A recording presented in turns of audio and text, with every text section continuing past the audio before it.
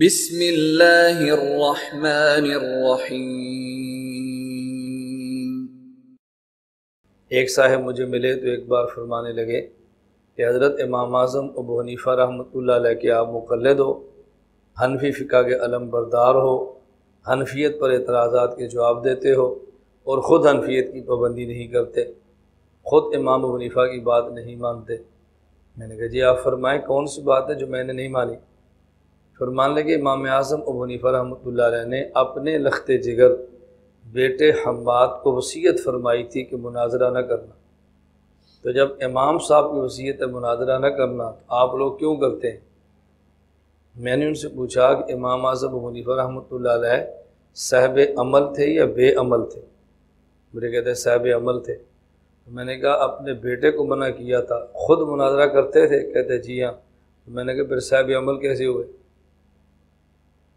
خود کرتے ہیں بیٹے کو منع کرتے ہیں، تو اگر مناظرہ کرنا ناجائز تھا تو خود بھی نہ کرتے، تو جائز تھا تو پھر بیٹے کو منع نہ کرتے۔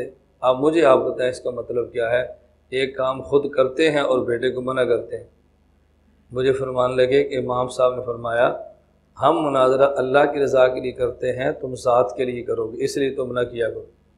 میں نے کہا پھر امام صاحب کی گفتگو کا خلاصہ یہ ہے اللہ کی رضا کے لیے جائز ہے اور اپنی ذات کے لیے جائز نہیں۔ تو پوری حنفیت تو یہ ہوئی نا، پوری حنفیت یہ نہیں ہے کہ مناظرہ جائز نہیں ہے، اور نہ یہ حنفیت ہے کہ اپنی ذات کے لیے جائز ہے۔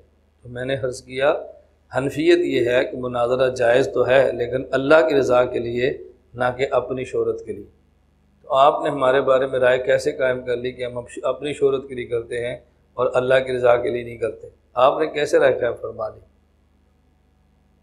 میں یہ بات اس لیے کہہ رہا ہوں کہ آپ کو شرح صدر ہو، اپنے کام کے اوپر شرح صدر ہو۔